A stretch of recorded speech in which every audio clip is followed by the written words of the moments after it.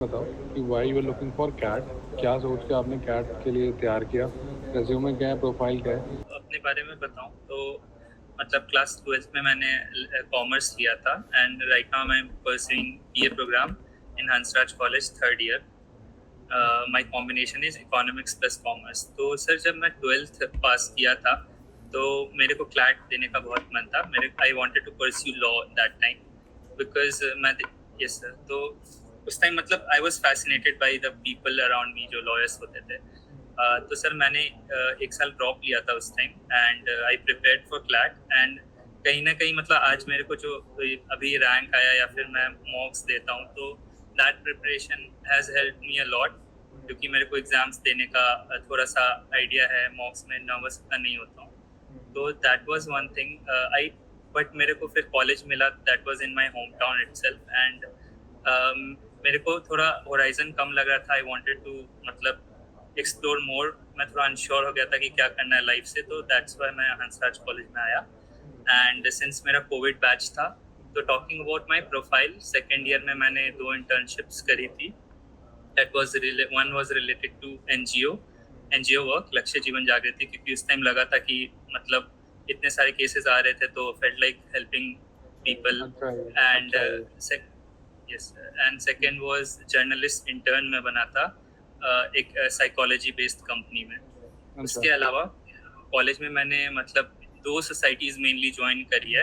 एक तो national service scheme थी again social service related and एक स्पोर्ट्स सोसाइटी बिकॉज मेरे को स्पोर्ट्स में इंटरेस्ट आता है।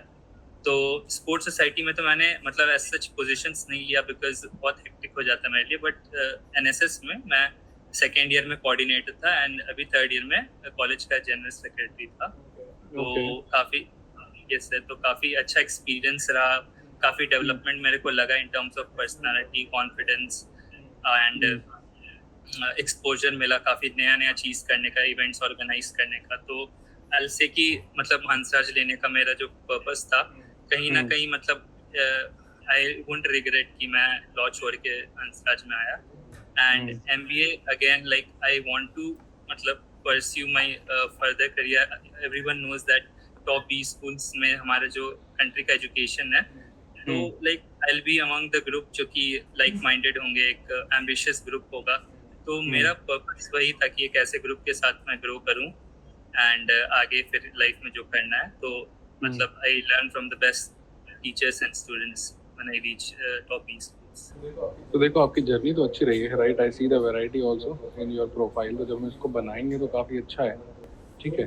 तो जो भी आप ये छोटी छोटी चीज़ें कर रहे हो, कोविड में आपने हेल्प किया, this is going to act as a very plus point. तो ये सब चीज़ों को रेज्यूमे में अच्छे से डालना है। Talking about the other thing that you are into sports, which shows that you have a good leadership quality and you have a good, क्योंकि जो भी sportsmen होते हैं, they have multiple characteristics comes along with that. You have patience, you have a good teamwork, you have a good team building capacity. तो वहाँ से leadership quality भी अच्छी है जो मेरे को नजर आती है। तो ये सब कहानी तो मुझे अच्छी नजर आ रही है सुयश, है ना? बट अब हमको जो कहानी एक्सप्लेन करनी पड़ेगी कि हम एमबीए क्यों कर रहे हैं। One reason which you given me is कि भाई ठीक है, I wanted to be in a like minded peer जहाँ पे लोग ग्रो कर रहे हैं, और ऑब्वियसली हमको एक ऐसे ग्रुप में रहना भी चाहिए, राइट? तो अगर आप स्पोर्ट्स ले आते हो अच्छे, 10th 12th के स्पोर्ट्स क्या बात है? सर 10th में 10 सीजीपीए था बहुत एंड बढ़िया। 12th में it was 88%। मतलब nice nice. there was one subject I took उसमें मेरे को बहुत कम आ गए थे because वो लीगल फर्क स्टडीज। नहीं पड़ता, फर्क नहीं पड़ता। 88% इज वेल इनफ, राइट? यहाँ पे अगर कोई फर्क पड़ा भी तो वो 10 में से उसकी वेटेज होगी, तो एक को 10 मिल जाएगी, आपको 9 मिल जाएगी। ऐसा नहीं है कि बहुत फर्क आ जाएगा। और कैलकाटा की मेरी बात करूँ तो 80% से ऊपर सबको फुल मिल जाता है ना? तो ऐसे कॉलेजेस भी हैं, तो उतना इतना बड़ा इशू है नहीं वो, राइट? तो वहाँ पे आपको पूरे पूरे नंबर मिलेंगे। ठीक है। कॉमर्स बैकग्राउंड से भी हो, इंजीनियरिंग बैकग्राउंड से नहीं हो, राइट? तो वहाँ भी फायदा मिलने वाला है आपको। ठीक है। तो वो वाला चीज़ अच्छा है। अब अपनी ये स्टोरीज बनानी शुरू करो कि 5 साल बाद कहाँ देखते हो, कौन सी स्ट्रीम में जाना चाहते हो। लिंक्डइन में ऐसे लोगों से कनेक्ट करो जो आईएम से पास आउट हैं, वर्टिकल स्ट्रीम से, डिफरेंट डिफरेंट वर्टिकल से कनेक्ट करते हैं ये लोग। अच्छा एलुमनाई सर्कल होता है। उनसे बात करके पूछो, आप अपने आप को सोचो कि यार ये मैं कर सकता हूँ क्या, ये मेरे को मजा आएगा क्या, right? Like if you are a good team leader, right, then operations is a very good particular stream for you guys, right? क्योंकि ऑपरेशंस वालों को एक टीम हैंडल करनी है, टीम वर्क करना है, ठीक है? बट हाँ, कभी कभी थोड़ा थोड़ा इधर उधर टाइम मिले, and there will be one of those days जब आपका वो कैट के क्वेश्चन लगाने का मन नहीं करेगा, और कभी कभी ब्रेक 1-2 दिन का लेना हो, ले सकते हो, कोई इतनी बड़ी बात नहीं है, राइट? उस दौरान अगर आपको रात को वो गिल्ट लेके नहीं सोना है कि आज मैंने अपनी जर्नी में एक कदम भी आगे नहीं बढ़ाया, then it's the right time that you think of these questions. बहुत जेनरिक क्वेश्चन है, सब जानते हैं कि यही क्वेश्चन पूछे जाएंगे सबसे पहले।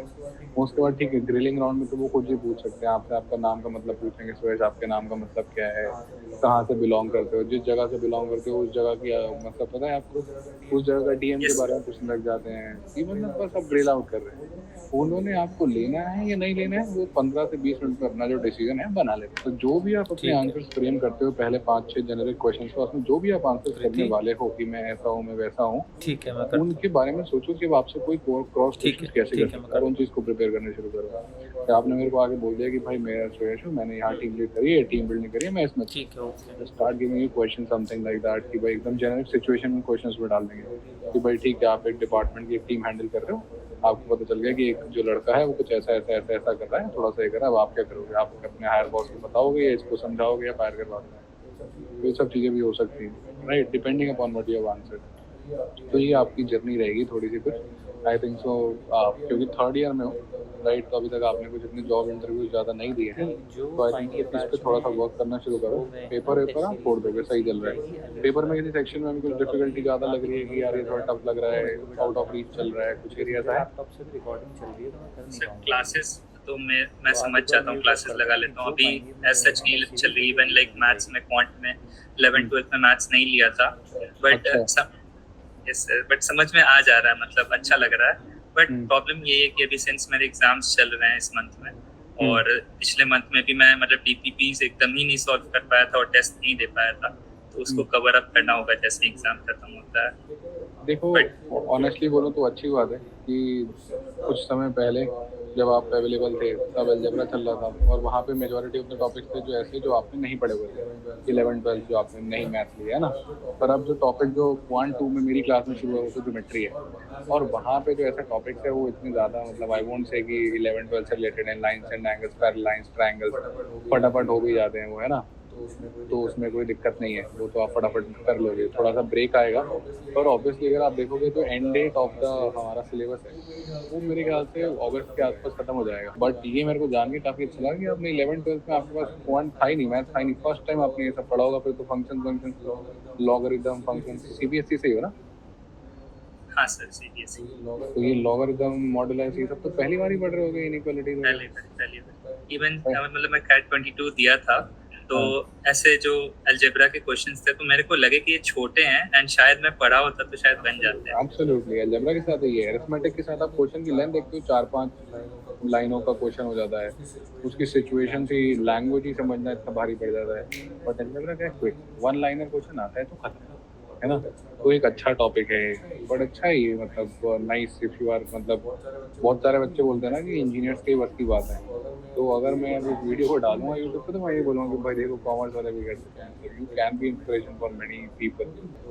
तो बाकी वर्बल कैसा मजा आ रहा है, चल रहा है बढ़िया? सर वर्बल में मतलब मैं काफ़ी इम्प्रूवमेंट देख रहा हूँ, मतलब जैसे कि मैं टेस्ट नेट दिया था फरवरी में, एंड उस टाइम तक 1 ही महीने हुए थे मेरे मतलब क्लास किए हुए, बट जब मैं एग्जाम दे रहा था तो लाइक लिटरली सर ने जो कॉन्सेप्ट्स बताए थे तो वो दिमाग में आ रहे थे, मतलब सर के लिटरल वर्ड्स दिमाग में आ रहे थे। तो मतलब जैसे जैसे क्लास बढ़ रही है कॉम्प्रिहेंशन में, मतलब मैं उतना ऑनेस्टली सेइंग कि जैसा प्रैक्टिस करना चाहिए, जो सर बोलते हैं कि आर्टिकल्स पढ़ो, वो मेरे से हो नहीं पा रहा है। बट स्टिल सिर्फ क्लास लगा लेने से ही जो कॉन्सेप्ट सर बताते हैं वो अप्लाई हो जाता है जब भी क्वेश्चंस बनाते हैं। तो I am seeing the improvement, बस प्रैक्टिस बहुत चाहिए मुझे। अब वही चीज़ है कि प्रैक्टिस ना हल्के तो और बढ़ जाएगी। मतलब मैं आपको सही बता रहा हूँ कि रिफाइनमेंट अभी और आएगा, अभी तो सिलेबस कवर कर रहे हैं, है ना। तो इस पर टच बना के रखो। और LRDI कैसे चल रहा है? सर LRDI में जब से लॉजिकल रीजनिंग स्टार्ट हुआ है तो काफ़ी मज़ा आ रहा है। डेटा इंटरप्रिटेशन में थोड़ा सा मतलब बोर हो जाता था, मतलब बट फिर भी क्लासेस रेगुलरली लगा रहा था।